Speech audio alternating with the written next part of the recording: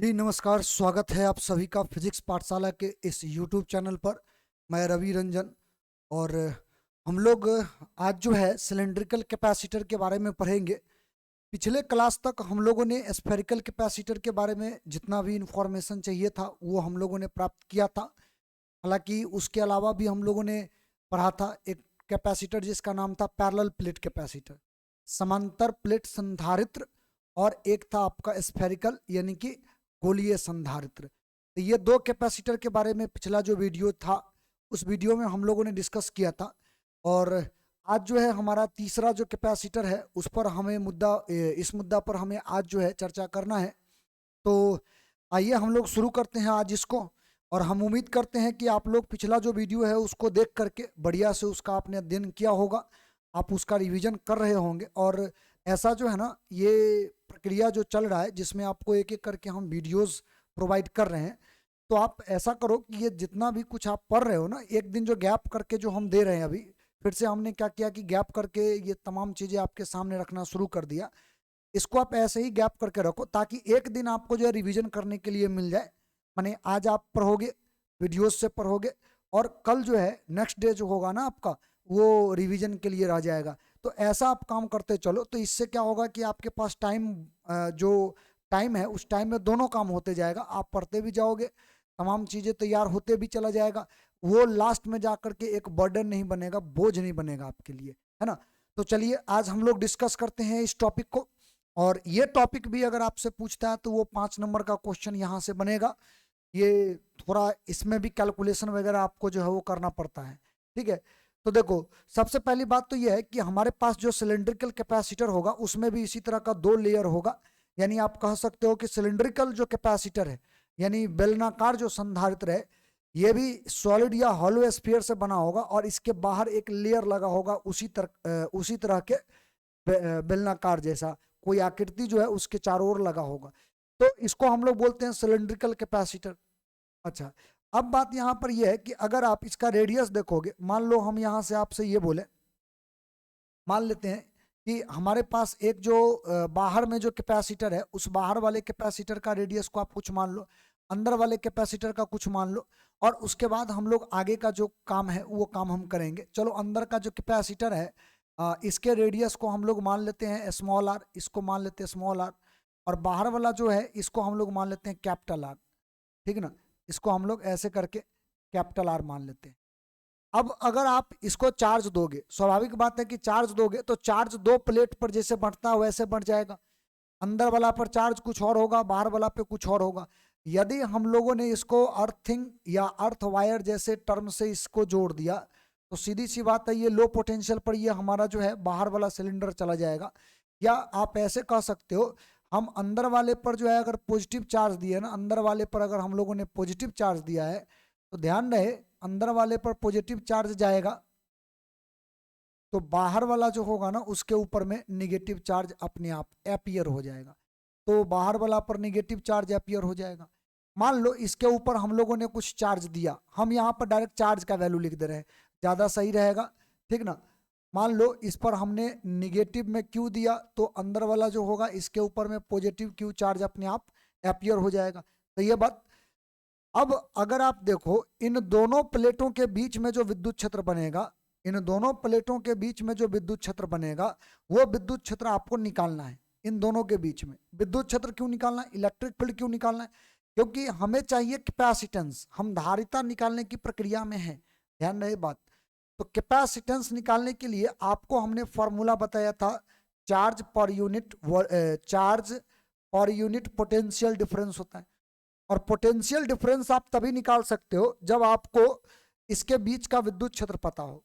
कैसे निकालते हैं, तो उसका तरीका भी पिछले क्लास में हम लोगों ने डिस्कस किया था कि पोटेंशियल बराबर जो होगा minus integration electric field into D R या डी एक्स, जो भी आप लो इसका डिस्टेंस वगैरह, उसके अनुसार से हम ये डिस्टेंस को जो है तय करते हैं। लेकिन इतना तय है कि यही फॉर्मूला हमने लगाया था पिछला जो स्फेरिकल कैपेसिटर पढ़ा था उसमें हम लोगों ने यही फार्मूला लगाया था और इसी फार्मूला से पोटेंशियल निकाले थे। आप देख लो, इसमें इलेक्ट्रिक फील्ड का रिक्वायरमेंट है, विद्युत क्षेत्र यहां पर आपको चाहिए, यानी विद्युत क्षेत्र अगर आप नहीं निकालोगे तो फिर ये पोटेंशियल नहीं निकाल पाओगे, और जब तक पोटेंशियल यानी विभव नहीं निकलेगा तब तक आप धारिता भी नहीं निकाल पाओगे। और हमें सभी कैपेसिटर का धारिता निकालना था, वैसे उसी प्रक्रिया में तो हम लोग आगे बढ़ रहे हैं। तो यहाँ पर धारिता निकालने के लिए, कैपेसिटेंस निकालने के लिए आपको ये प्रक्रिया को फॉलो करना पड़ेगा। तो हमें अब चाहिए क्या, इलेक्ट्रिक फील्ड। कहाँ चाहिए, तो दोनों के बीच में दो सिलेंडर है, एक कैपिटल रेडियस वाला बड़ा आर जो इसका त्रिज्या है, एक छोटा आर त्रिज्या है, और इनके बीच में हमें चाहिए, क्योंकि एक प्लेट के ऊपर में माइनस चार्ज है, एक प्लेट अंदर वाले के ऊपर में क्या है, प्लस चार्ज है। तो इसके लिए आपको वैसे भी पता है कि अंदर में अगर आप जैसे जैसे डिस्टेंस चेंज करोगे वैसे वैसे इसका इलेक्ट्रिक फील्ड चेंज होगा। तो हम क्या करते हैं ना, किसी एक जगह पे एक गॉसियन सरफेस खींच लेते हैं, और गॉसियन सरफेस खींच करके हम वहां का जो है इलेक्ट्रिक फील्ड जो भी आएगा वो इलेक्ट्रिक फील्ड हम लोग कैलकुलेट कर लेते हैं, ठीक ना। तो यहाँ से हमारे पास ये जो एक मिनट थोड़ा सा रुक जाओ, हमारे पास ये जो एक गॉसियन सरफेस है जो पहले से हम बाहर से खींच करके रखे हुए हैं, ये गॉसियन सरफेस को हम यहाँ पर चिपका देते हैं, ठीक है ना। एक गॉसियन सरफेस अलग कलर से हम यहाँ पर डाल दिए, ठीक है, ऐसे करके। अच्छा, गॉसियन सरफेस का अपना कुछ ना कुछ रेडियस होगा। तो यहाँ पर मान लो हमारे पास जो गॉसियन सरफेस है, इस गॉसियन सरफेस का रेडियस कुछ है। मान लेते हैं कि इस गॉसियन सरफेस का जो रेडियस है, इस रेडियस का वैल्यू हम कुछ मान लेते हैं, जैसे मान लो एक्स मान लो, इसका जो रेडियस है इस रेडियस को एक्स मान लो, इसका रेडियस एक्स है मान लेते हैं, कोई दिक्कत नहीं होना चाहिए। अच्छा, अब एक बात बताओ, इसका जो भी इसके अंदर में यानी किस बीच में जो भी इलेक्ट्रिक फील्ड आएगा, अगर वो निकालना है तो उसको निकालने के लिए गॉस थ्योरम आप तो लगा ही सकते हो, क्योंकि गॉसियन सरफेस हम लोगों ने खींच रखा है। तो हम यहाँ पर लिखेंगे फ्रॉम गॉस थ्योरम। तो गॉस के प्रमेय से क्या करना है भाई, तो गॉस के प्रमेय से हमें निकालना है उसके बीच का इलेक्ट्रिक फील्ड एक्स डिस्टेंस पर, यानी एक्स रेडियस पर बोल दो या एक्स त्रिज्या पे बोल दो।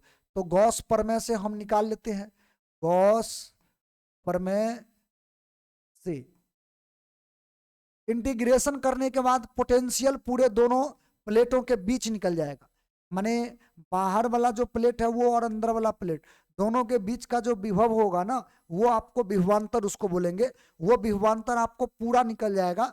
भले गॉस थ्योरम जो है एक फिक्स डिस्टेंस पर हम निकाल रहे हैं, ठीक ना, इस फंडा का इस्तेमाल करके वहां पर इंटीग्रेशन करोगे तो सब ऐड उड हो करके हमें मिल जाएगा। इसलिए आप सीधे तौर पे गॉस थ्योरम लगा दो, परेशान होने की आवश्यकता नहीं है। हाँ, एक और चीज आपको दिया रहेगा, और वो दिया क्या चीज रहेगा, लेंथ, सिलेंडर का लंबाई आपको दिया रहेगा, ठीक है बात। रेडियस के साथ साथ एक स्मॉल रेडियस कैपिटल रेडियस के साथ साथ इसका लंबाई भी आपको जो है ना वो दिया रहेगा। चलो जी, तो गॉस थ्योरम लगाते हैं। तो गॉस थ्योरम तो स्पष्ट तौर पे बोला है, close integration of electric field d a cos theta always equal to enclose charge बट्टा एप्सिलॉन जीरो, यही बात तो बोला गया है। तो देखो, सबसे पहली बात तो यह है कि हम गॉसियन सरफेस जो खींचे हैं इसी के आधार पर सारा चीज का कैलकुलेशन यहाँ पर करेंगे। हम अगर इस गॉसियन सरफेस के ऊपर की बात करें तो इस पर अगर इलेक्ट्रिक फील्ड आप देखोगे ना, इससे जो निकलेगा, चूंकि अंदर में प्लस क्यू चार्ज है, वो इलेक्ट्रिक फील्ड का डायरेक्शन बाहर होगा, और इसका एरिया जो लोगे सरफेस पर छोटा सा एरिया, उसका भी डायरेक्शन बाहर होगा। इसका मतलब थीटा का वैल्यू यहां से लोगे तो कितना आएगा, 0 डिग्री। सेम डायरेक्शन में थीटा का वैल्यू क्या होगा, 0 डिग्री। तो यहां से आप करो क्या, पहली बात, इस लाइन पर तो पूरा इलेक्ट्रिक फील्ड अगर निकालोगे तो वो कांस्टेंट होगा, सब जगह एक जैसा, क्योंकि यूनिफॉर्मली चार्ज डिस्ट्रीब्यूशन रहता है इसके ऊपर में। तो ये इलेक्ट्रिक फील्ड को बाहर करो, इंटीग्रेशन एरिया करो, और कॉस थीटा के जगह पे कॉस 0 रखो, और इस गॉसियन सरफेस के अंदर में, गॉसियन सतह के अंदर में जो चार्ज बंद है वो कितना है, प्लस क्यू। तो यहां से आप क्यू केवल लिख दो बट्टा एप्सिलॉन 0 कर दो, ठीक है। और हमको यही विद्युत क्षेत्र चाहिए। देखो जी, सबसे पहली बात एरिया निकालना है, और एरिया किसका निकालना है, ये गॉसियन सरफेस का, क्योंकि इसी पर तो हम विद्युत क्षेत्र अभी निकाल पाएंगे। अंदर जो इलेक्ट्रिक फील्ड है वो हम लोग इस फार्मूला से इसी पर निकाल पाएंगे। तो हमारा जो रेडियस है वो कितना है, एक्स है। रेडियस हमने गॉसियन सरफेस का कितना लिया है, एक्स लिया है। कॉस 0 का मान 1 होगा, इसका लंबाई जो है गॉसियन सरफेस का भी क्या होगा, एल होगा। तो बताइए इसके वक्र पृष्ठ का क्षेत्रफल, वक्र पृष्ठ बोले तो इसके साइड का जो क्षेत्रफल होगा कितना होगा, तो इसका फॉर्मूला होता है आपका 2 पाई आर, आर के जगह पे एक्स और एल, एल बोले तो लंबाई। याद करो टोटल एरिया के जगह पर आपको ये गॉसियन सरफेस का एरिया रखना पड़ता है, और गॉसियन सरफेस का एरिया हम लोग फॉर्मूला जानते हैं ये होता है, क्योंकि ये सिलेंडर है तो सिलेंडर के वक्र पृष्ठ का क्षेत्रफल क्या होगा, वो तुम्हारा जो होगा वो 2 पाई आर एल होता है। तो आर के जगह पे, रेडियस के जगह पे एक्स लिखा जाएगा। चलो जी यहां से आप इसको आगे बढ़ा दो, cos 0 का मान 1 होता है, इसीलिए 1 से मल्टीप्लाई करो, वही टर्म रह जाएगा। आगे बढ़ते हैं, विद्युत क्षेत्र का फॉर्मूला यहां से आएगा Q बट्टा 2 pi epsilon 0 x into L. ये हमारा क्या होगा, फंडा, ये फॉर्मूला आएगा, और इसको हम इक्वेशन मानेंगे 1, क्योंकि ये इलेक्ट्रिक फील्ड जो है एक्स के अनुसार जो है ना, वो एक्स जैसे जैसे चेंज होगा वैसे वैसे इलेक्ट्रिक फील्ड का वैल्यू भी क्या होगा, चेंज होगा। वैसे भी इलेक्ट्रिक फील्ड तो हम लोग मजबूरी में निकाल रहे हैं, क्योंकि हमको पोटेंशियल निकालना है, ठीक ना, विभव हमको निकालना है, तो हमें ये निकालना बहुत जरूरी था, तब जा करके हम निकाल पाएंगे। तो एक पहली बात तो ये हो गया, आप समझ लो। सबसे पहले हम लोग इस चीज को इस तरह से कैलकुलेट कर सकते हैं, और ये कोई भारी बात नहीं है। आ जाओ अगले बात, अगला पॉइंट। अब जो है इलेक्ट्रिक फील्ड निकल गया, अब निकालना क्या है, पोटेंशियल। हम यहां पर लिखेंगे potential, potential between both cylinder. दोनों जो सिलेंडर था उन दोनों सिलेंडर के बीच का विभवांतर कुछ ना कुछ होगा, या विभव बोल दो यहां पर तो, ठीक ना, बेलन के बीच, या ऐसे बोल दो दोनों बेलन के बीच, दोनों बेलन के बीच विभव, है ना। तो दोनों बेलन के बीच में जो विभव आएगा, दोनों बेलन के बीच में जो विभव आएगा, उस विभव का फॉर्मूला हमने पिछले क्लास में ही बताया था, वेरिएबल के लिए electric field into D R. यहाँ पर डी एक्स कर लेना, क्योंकि एक्स के टर्म में हम लोगों ने गॉसियन सरफेस खींचा था, ठीक ना। तो यहाँ पर क्या कर लेना, डी एक्स छोटा के लिए। तो basically from equation 1 electric field का वैल्यू यानी विद्युत क्षेत्र का मान उठा करके यहाँ पर आपको रख देना होता है। तो पोटेंशियल जो है ना दोनों प्लेटों के बीच या दोनों सिलेंडर के बीच अपने आप निकल जाएगा। क्लियर है बात। तो विद्युत क्षेत्र का फॉर्मूला जो हम लोगों ने लिखा था वो फॉर्मूला यहाँ लिखेंगे। क्या फॉर्मूला था, थोड़ा एक बार आपको वो चीजें दिखा दे। देखो ये फॉर्मूला था, यही फॉर्मूला को उठा के वहां पे पुट कर देना है। चलो जी आगे बढ़ जाते हैं। हमारा जो फॉर्मूला था उस फॉर्मूला में था Q बट्टा 2 pi epsilon 0 x into L, यही था, ये था अपना इलेक्ट्रिक फील्ड, और साथ में ये dx। अच्छा इंटीग्रेशन करना है, तो इंटीग्रेशन करने के लिए आप क्या करोगे, इंटीग्रेशन करने के लिए आप करोगे r से लेकर के स्मॉल r तक। माने सामान्य तौर पे हम लोग जो इंटीग्रेशन करते हैं ना उसमें इस बात का विशेष तौर पे ख्याल रखते हैं कि इंटीग्रेशन जब भी किया जाए ना तो हमेशा लो पोटेंशियल से हाई पोटेंशियल की तरफ किया जाए, ठीक है। तो इंटीग्रेशन जो था वो लो पोटेंशियल पर स्मॉल कैपिटल आर था, हाई पोटेंशियल पर स्मॉल आर था, ये तो खैर माइनस फार्मूला में था, इसीलिए कैपिटल आर से स्मॉल आर की तरफ हम इसका इंटीग्रेशन कर रहे हैं। चलो जी आगे बढ़ जाओ। देखो पहली बात तो यह है कि माइनस जैसे है वैसा ही रहने दो, इसको जो कांस्टेंट है उसको बाहर करो, तो Q divide by 2 pi epsilon 0 L बाहर हो जाएगा, इंटीग्रेशन 1 बट्टा एक्स इंटू डी एक्स, क्योंकि x वेरिएबल था, x का वैल्यू लगातार चेंज हो रहा था, इसीलिए आप x का वैल्यू को इंटीग्रेशन से बाहर नहीं कर सकते हो। अब आपको इसका करना पड़ेगा इंटीग्रेशन, तो बाकी चीजें जो बाहर है उसको बाहर रहने दो, घूमने दो, और जो अंदर है उसका इंटीग्रेशन करो। तो पहली बात तो जो बाहर है उसको उतार दो, वैसे ही ये बाहर हो गया।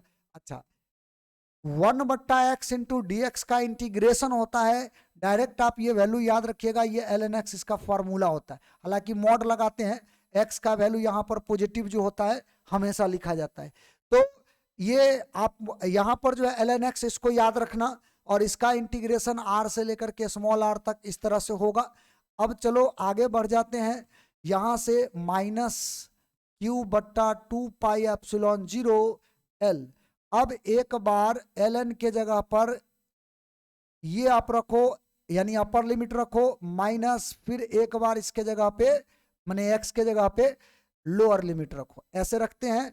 और अगर ये माइनस को हम अंदर कर दें तो माइनस को अंदर करने से क्या होगा, क्रम बदल जाएगा।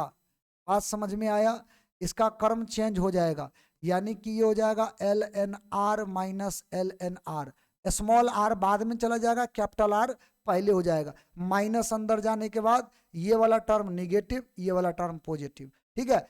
और एक और यहाँ पर इंपॉर्टेंट बात, आप लोग थोड़ा बहुत तो जरूर पढ़े होंगे लॉगरिथम का फॉर्मूला। लॉगरिथम के हिसाब से जब दो इस तरह से टर्म दिया रहे जिसमें आपको ऐसा हो LNA और माइनस LNB, अगर ऐसा हो तो इसका फॉर्मूला होता है LNA बट्टा B। ये फॉर्मूला होता है, ध्यान रखना, ये लॉगरिथम का फॉर्मूला होता है। तो हम इसको भी तो लिख सकते हैं LN माने ये नहीं कि L और L उड़ा देना, ये लंबाई वाला L है, ठीक है, ये लॉगरिथम वाला L है। नहीं हो तो इसको बड़ा कैपिटल L से भी रिप्रेजेंट आप कर सकते हो, तो यहाँ पर हो जाएगा R बट्टा स्मॉल r, ऐसा करके, ठीक ना बात। इस तरह से हम इसको लिख सकते हैं। तो बताओ पोटेंशियल निकल गया, और अगर विभव निकल गया तो फिर हमारा काम हो गया। कैसे, क्योंकि हमको कैपेसिटेंस चाहिए और कैपेसिटेंस निकालने के लिए पोटेंशियल अनिवार्य था निकालना। अब हम लिखेंगे capacitance, capacitance, capacitance of capacitor, capacitor, ठीक है। मतलब ये हुआ संधारित्र की धारिता, संधारित्र की धारिता, ठीक है। ये अपना जो है कैलकुलेशन करना है। तो C बराबर वैसे भी जानते हो Q बट्टा क्या होता है V, V का मतलब पोटेंशियल डिफरेंस। तो यहां पर लिखो from equation, from equation 2, sorry 2 पर था पोटेंशियल डिफरेंस का वैल्यू 2। तो C is equal to, charge तो Q ही था जो प्लेट पर देते हैं, V का जो वैल्यू आया था वो अभी जस्ट हम आपके सामने ये निकाले थे, देख लो ये वैल्यू आया था। यही वैल्यू उठा करके वहां पे आपको क्या करना है, पुट कर देना है। तो इसका वैल्यू कितना था, तो इसका वैल्यू आपका था चार्ज बट्टा में 2πε0 L, L बोले तो लंबाई, और यहाँ पर था LN कैपिटल R बट्टा स्मॉल r, ऐसा था। तो यहाँ से देखो Q और Q तो निपट जाएंगे आपस में, और तीसरा जो बट्टा है ना ये ऊपर चला जाएगा। तो C is equal to 2πε0 into L हो जाएगा, और डिवाइड बाई LN, और ये R बट्टा R, यानी कैपिटल R बट्टा स्मॉल r। और ये आपका जो फॉर्मूला आएगा कैपेसिटेंस का फॉर्मूला आएगा, लेकिन किस संधारित्र के लिए, तो ये आएगा आपका सिलिंड्रिकल कैपेसिटर के लिए, यानी बेलनाकार संधारित्र के लिए। हमें ये जो पूरा फॉर्मूला जो प्रूफ करना होता है ना एग्जाम में, ध्यान रखिएगा, वो पूरा स्टेप बाय स्टेप अगर आप प्रूफ करते हो तो उसके लिए आपको इसका मार्क्स जो है वो मिल जाता है। 5 नंबर का बेसिकली ऐसा प्रश्न अगर बनेगा तो वो 5 नंबर का बनेगा, बात समझे कि नहीं। तो आपको ये प्रोसीजर ध्यान में रखना है जो आपको हमने बताया है, इसी प्रोसीजर के तहत प्रूफ करके आप आ जाओ, आपको 5 नंबर मिलेगा 100%, ठीक है। इसमें एक भी नंबर कटने वाला है नहीं। तो आइए अब स्क्रीनशॉट का बारी है। ये जो अभी जो हमने आपको बताया ये पूरा प्रोसेस हम उम्मीद करते हैं आप सीख गए होंगे, और इसका प्रैक्टिस आप कीजिए, आप समझ रहे हो।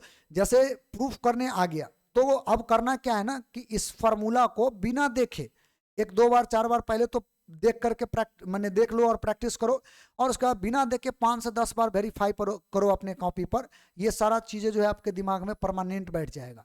क्लियर है पॉइंट। तो पहले इसका जो है स्क्रीनशॉट लो, और इसका हिंदी हम बोल दे रहे हैं, खुद से भी आप कर सकते हो।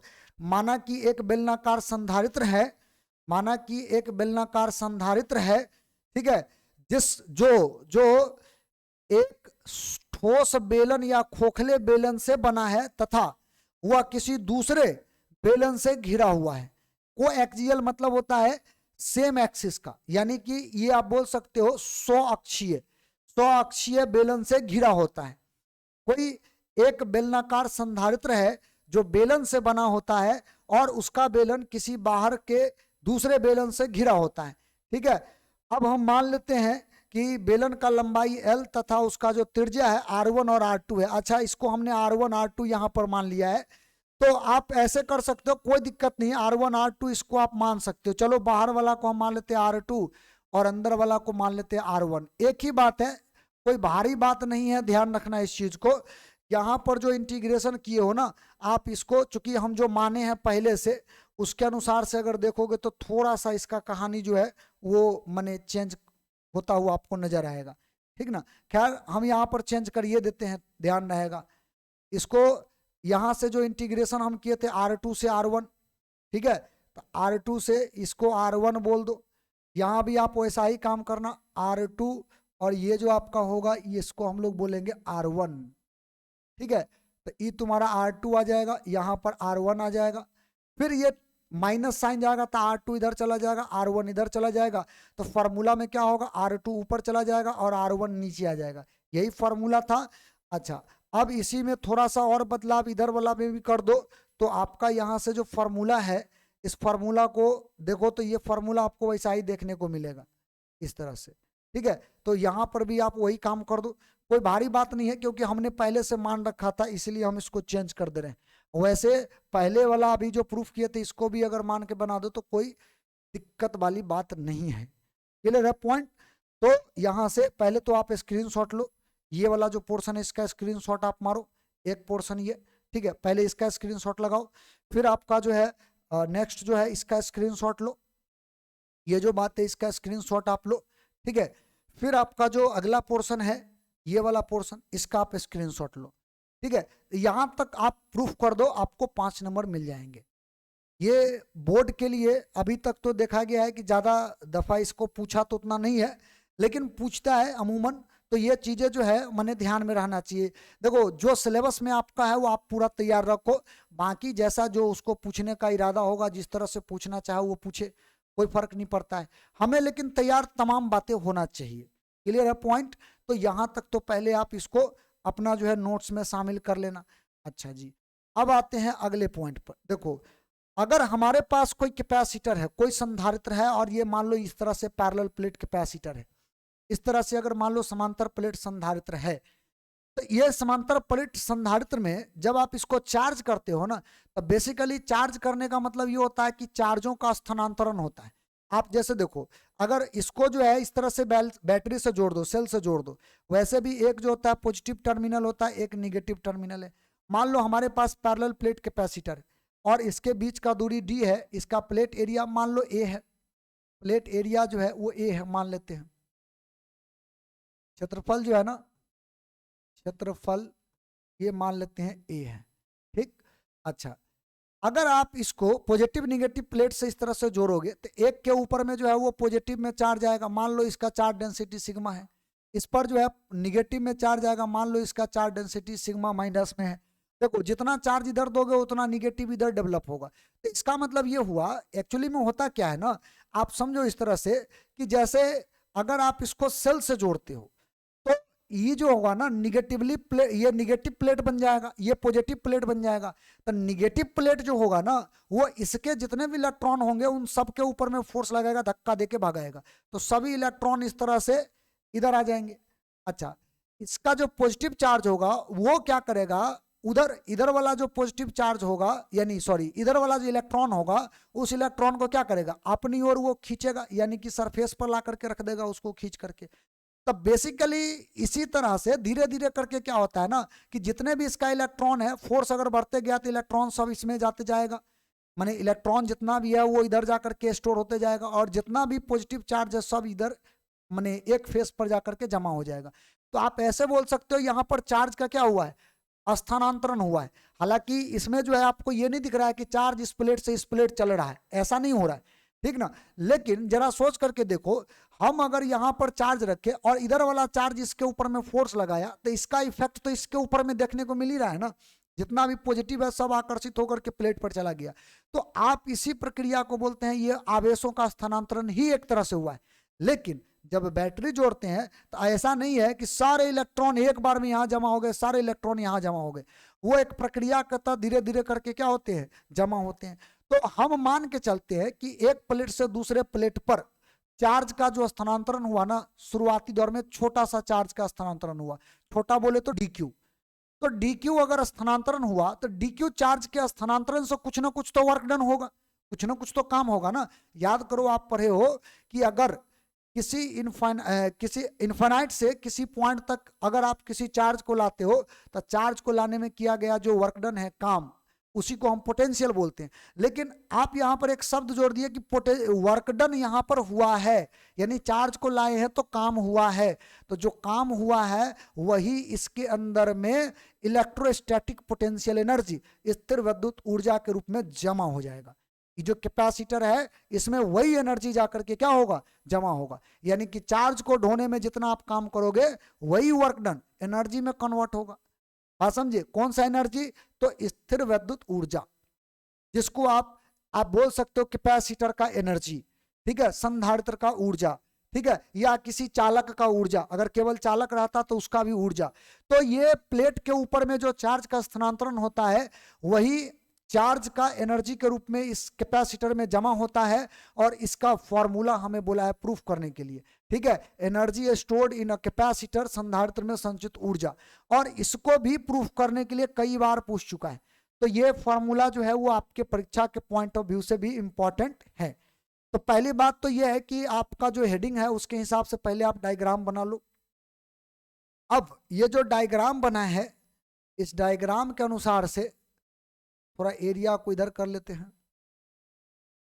चलो देखो, इस डायग्राम के अनुसार से अब आपको करना होगा कुछ काम। पहली बात तो आपको कुछ मानना पड़ेगा, जैसे यहां पर मानना पड़ेगा let's suppose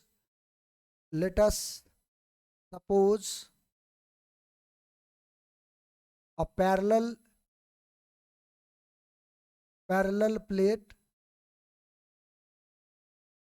plate capacitor. Let us suppose a parallel plate capacitor of capacitance C have charge या इंस्टेंटेनियस चार्ज भी आप इसको बोल सकते हो, क्योंकि चार्ज का वैल्यू तो लगातार चेंज होगा ना, थोड़ा करके जमा करोगे, तो थोड़ा करके जमा करोगे तो इसका मतलब धीरे धीरे चार्ज क्या होगा, बढ़ेगा। और वो क्या चीज के रूप में जमा होगा, ऊर्जा के रूप में जमा होगा। तो मान लेते हैं हैव इंस्टेंटेनियस चार्ज, किसी समय पर हम लोग मान लेते हैं instantaneous charge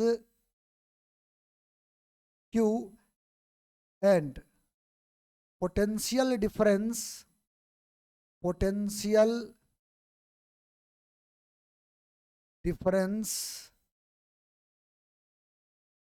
between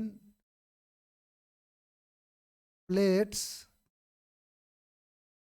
is V, then तो क्या होगा, अगर मान लो हमारे पास एक कैपेसिटर है जिसका धारिता C है और इस पर एक समय, किसी समय मान लेते हैं इसके ऊपर में हमने चार्ज दिया है वो Q है, और दोनों प्लेटों के बीच का जो विभवांतर है वो V है। तो क्या होगा, तो कैपेसिटेंस को चार्ज और V के रूप में जो है फार्मूला एक तोड़ करके हम लोग लिख सकते हैं, या पोटेंशियल डिफरेंस का वैल्यू हम लोग निकाल सकते हैं। तो यहां पर हिंदी में भी आप इसको अगर लिखना चाहो तो वही बात लिखो, माना कि एक धारिता के संधारित्र पर तात्क्षणिक आवेश Q है तथा प्लेटों के बीच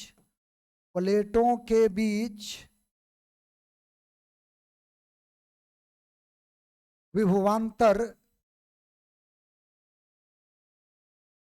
भी है। तो क्या करोगे, तो हम लोग फॉर्मूला जानते हैं, क्योंकि V इज इक्वल टू क्या होता है, Q अपॉन C, या ये बोल दो ना, इसको आप उल्टा करके भी लिख दो, C बराबर आप लोगों ने पढ़ा है Q बट्टा V, इसीलिए आप यहां से V बराबर क्या लिख सकते हो, Q बट्टा C। ऐसा तो हम लोग लिख ही सकते हैं। तात्क्षणिक चार्ज के लिए उस समय के चार्ज जिस समय की हम बात कर रहे हैं, ठीक है। लेकिन हम तो ये जानते हैं कि चार्ज धीरे धीरे करके उसके ऊपर में क्या होता है, स्थानांतरित होता है। तो कितना काम होगा, तो धीरे धीरे चार्ज, मान लो एक छोटा सा चार्ज हमने डी क्यू स्थानांतरित किया, तो डी क्यू चार्ज के लिए कुछ ना कुछ तो वर्क डन होगा। तो पहले हम वो वर्क डन निकालेंगे। ये फार्मूला याद रखिएगा, ये पोटेंशियल का फार्मूला हमें ध्यान में रखना है। तो हम यहाँ पर लिखेंगे, सबसे पहले ये पॉइंट जो है ना हम मेंशन करेंगे, work done, work done, work done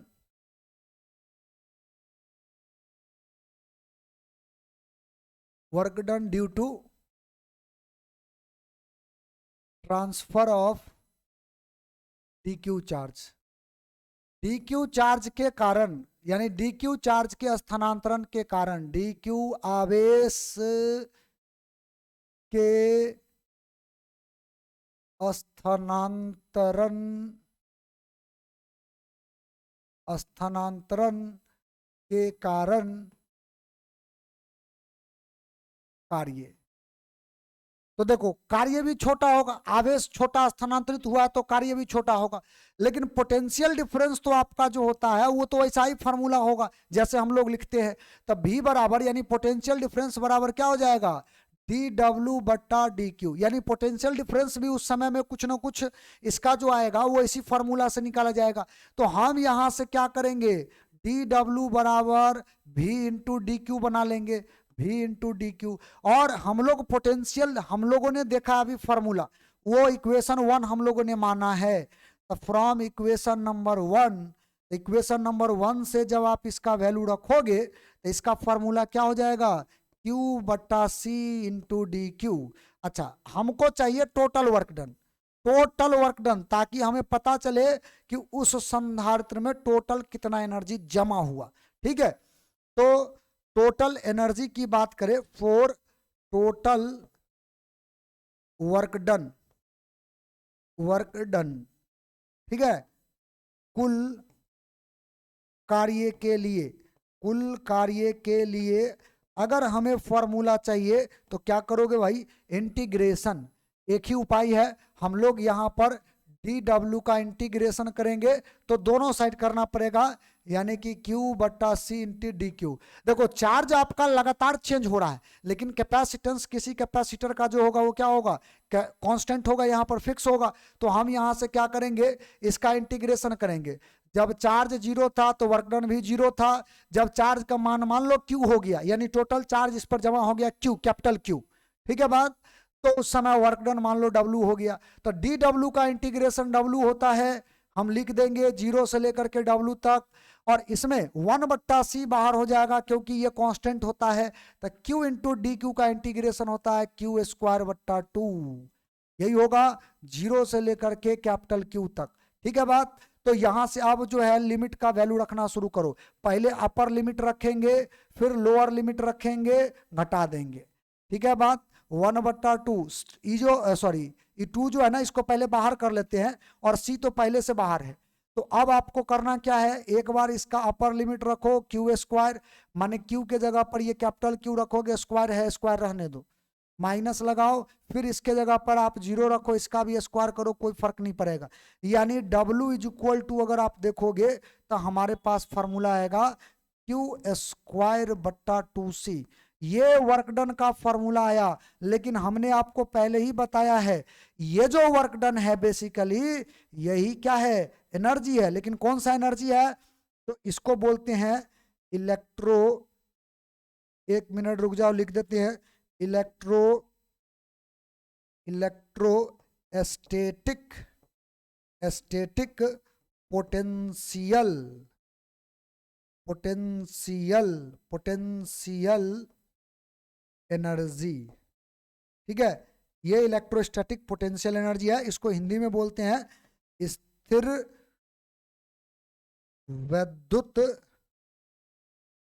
स्थितिज ऊर्जा, या आप ऐसे सीधे तौर पे बोल सकते हो, माने स्थिर वैद्युत स्थितिज ऊर्जा के जगह पे विद्युत स्थितिज ऊर्जा भी आप बोल सकते हो। स्थितिज स्थितिज पोटेंशियल स्थितिज ऊर्जा, ठीक है ये। और इसको हम लोग डिनोट करते हैं क्या चीज से, तो इसको हम लोग डिनोट करते हैं यू से। इसको पहले हम छोटा कर दें, ठीक ना, फिर जो है थोड़ा सा एक आध फॉर्मूला को और इसमें हम मेंशन करते हैं, है ना। चलो देखो, ये जो आपके सामने अभी जो फार्मूला आया है, इसको हम लोग वर्क डन का फार्मूला, वर्क डन का जो फार्मूला आया है, इसको हम बोल सकते हैं यही हमारा एनर्जी का फार्मूला है। यानी बेसिकली इसको यू से डिनोट करो और ये फार्मूला क्यू स्क्वायर बट्टा 2c बन जाएगा, ठीक है। अच्छा, एक तो तुम्हारा ये फार्मूला हो गया भाई, ये फार्मूला आपको याद रखना है, ठीक है। अच्छा, ऐसा है कि हम लोग चूंकि एक और चीज जान चुके हैं, जान चुके क्या पहले से हम लोग जानते हैं, C बराबर हमारे पास क्या फार्मूला था, C बराबर था charge per unit potential difference, ठीक है बात।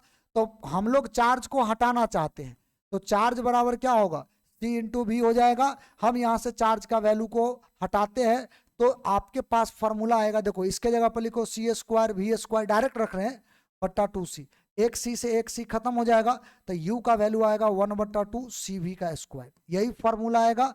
तो ये फार्मूला जो आया, देखो फिर से कैपेसिटर में जमा ऊर्जा का ही फार्मूला आया, लेकिन इस फार्मूला में धारिता दिया है, पोटेंशियल डिफरेंस दिया है, तभी आप इस्तेमाल इसको कर सकते हो।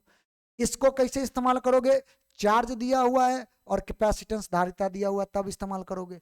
ऐसा भी हो सकता है कभी कभार कि पोटेंशियल दिया रहे और कैपेसिटेंस दिया रहे या चार्ज दिया रहे, उसको लेकर के भी फार्मूला बनाया जा सकता है। तो आप यहाँ पर कुछ नहीं, केवल क्या करो ना, सी को हटाना चाहते हो ना, मान लो आप सी को हटाना चाहते हो, तो यहां से फिर से वही फॉर्मूला रख दो, ये वाला C बराबर क्या होता है, Q बट्टा भी होता है, तो इसका वैल्यू रख दो उठा करके, तो ये हो जाएगा तुम्हारा 1/2, C के जगह पे लिखो Q बट्टा भी, एगो भी स्क्वायर पहले से पड़ा हुआ है ये, और ये कट जाएगा, तो U बराबर हमारे पास बचेगा क्या, 1/2 Q इंटू भी, यही तो बचेगा। तो ये जो फॉर्मूला आया, ये बेसिकली संचित ऊर्जा, जो कैपेसिटर में जमा ऊर्जा होगा, ये उसी ऊर्जा का फॉर्मूला आया। क्या बात समझ पा रहे हो, ये वाला जो फॉर्मूला आया, ये फॉर्मूला बेसिकली कैपेसिटर में जमा ऊर्जा के बराबर फॉर्मूला आया, उसी का ये फॉर्मूला आपके सामने जो है हम डिराइव किए। और ये प्रूफ करने के लिए आपको जो है 2 नंबर मिलता है यहाँ से। हालांकि एक बार जो है बिहार बोर्ड इस बात को जो है ना 5 नंबर में क्वेश्चन को इसको पूछ दिया था, ठीक ना, लेकिन 5 नंबर में पूछा था तो उसमें एक चीज ऐड किया था एक्स्ट्रा। क्या चीज ऐड किया था अभी हम बात करेंगे उसका, लेकिन पहले आप क्या करो ना, इसका आप स्क्रीनशॉट ले लो। किसी संधारित्र में जमा ऊर्जा कितना होगा तो उसका फॉर्मूला ऐसे हम लोग प्रूफ करते हैं। तो आप पहले जो है इसका स्क्रीनशॉट लो, एक जो आया इसका। अब हमारा दूसरा जो पेज है, उस पेज का भी जो है इसका भी स्क्रीनशॉट लो आप, ये जो पेज है इसका भी स्क्रीनशॉट लो आप, ठीक है। यहां तक प्रूफ करने के लिए अगर बोले कोई एक फार्मूला तक प्रूफ करना, ये नहीं कि सब ऐसे, ये तो हम न्यूमेरिकल वगैरह बनाने के लिए जो है आपके सामने ये रख दी है, ठीक है। अच्छा, एक चीज आप गौर करना, हाफ क्यू इंटू भी है, हाफ क्यू इंटू भी है, कहने का मतलब ये है कि हमारा ये जो कैपेसिटर है ना, इस कैपेसिटर में एक लास्ट में जो फॉर्मूला लाए थे, हाफ क्यू इंटू भी लाए थे, इतना एनर्जी जो है इसमें जमा हुआ। अगर आप लोग शुरू से याद करो कि हमारे पास जो एक फॉर्मूला था डब्ल्यू बराबर बोल रहे, भी बराबर हम लोग फॉर्मूला पढ़ते हैं डब्ल्यू बट्टा क्यू। अगर ये कैपिटल क्यू यानी टोटल अगर चार्ज हम रख दिए तो वर्क डन बराबर क्या हो जाएगा, क्यू इंटू भी। लेकिन ये पोटेंशियल जो था ना, ये बैटरी माने बैटरी जितना एनर्जी दिया वो टोटल एनर्जी का ये फॉर्मूला है। बैटरी जो टोटल एनर्जी दिया वो एनर्जी दिया क्यू इंटू भी, लेकिन ये जो एनर्जी का फॉर्मूला है इसमें जमा जो एनर्जी होगा उसका फॉर्मूला है। अगर आप गौर करेंगे तो बैटरी द्वारा जो दिया गया एनर्जी है उसका आधा जो है ना इसमें जमा हुआ, समझे। तो आधा गया कहाँ, आधा ऊर्जा गया कहाँ, तो बेसिकली उसको चार्ज करने में जो खपत होगा ना, तो कुछ चार्ज करने में जो एनर्जी उसका जो इधर उधर जो खपत होता है, वो बेसिकली एनर्जी आपका जो है आधा एनर्जी के रूप में भाग गया, और आधा एनर्जी ही इसमें जमा हो पाया। बात समझे कि नहीं। तो आप इस बात को जरूर याद रखिएगा, जो फॉर्मूला आपको हमने बताया ये फॉर्मूला आपको जरूर याद रखना है। देखो 5 नंबर में इस प्रश्न को कैसे बना दिया, तो एक शब्द जोड़ करके, और वो शब्द क्या था, तो वो शब्द था ये एनर्जी डेंसिटी, ऊर्जा घनत्व। हमारे पास जो कैपेसिटर था, मान लो ये पैरेलल प्लेट कैपेसिटर है, तो इस पैरेलल प्लेट कैपेसिटर के बीच में जो है इलेक्ट्रिक फील्ड होगा, एक समान विद्युत क्षेत्र होगा। याद करो उसका हम वैल्यू बताए थे सिग्मा बट्टा एप्सिलॉन 0।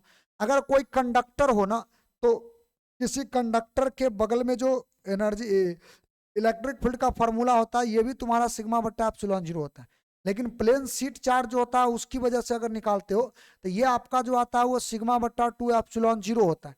लेकिन दो प्लेट जब हो ना, जब दो प्लेट हो तो उसके बीच में आप यूनिफॉर्म इलेक्ट्रिक फील्ड निकालते हो, और उसका जो यूनिफॉर्म इलेक्ट्रिक फील्ड होता है वो इलेक्ट्रिक फील्ड का वैल्यू जो आपका आएगा सिग्मा बट्टा एप्सिलॉन जीरो, जब एक पर प्लस और एक पर माइनस चार्ज हो। ठीक है, तो इसीलिए हम सिग्मा बट्टा एप्सिलॉन जीरो याद रखेंगे।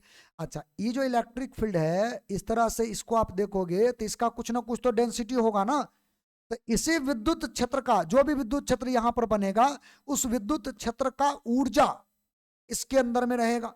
तो एनर्जी पर यूनिट वॉल्यूम, इसका जितना भी आयतन होगा कुछ ना कुछ तो आयतन होगा ही, तो इसका जो एनर्जी पर यूनिट वॉल्यूम जो वैल्यू आएगा उसी को हम लोग बोलते हैं एनर्जी डेंसिटी। हमने डेफिनेशन भी लिखा है, देख लो, बोला the energy per unit volume of capacitor या कंडक्टर, कोई भी कंडक्टर या कैपेसिटर हो उसके प्रति इकाई आयतन में जितना ऊर्जा जमा होगा उसी को हम लोग बोलते हैं ऊर्जा घनत्व।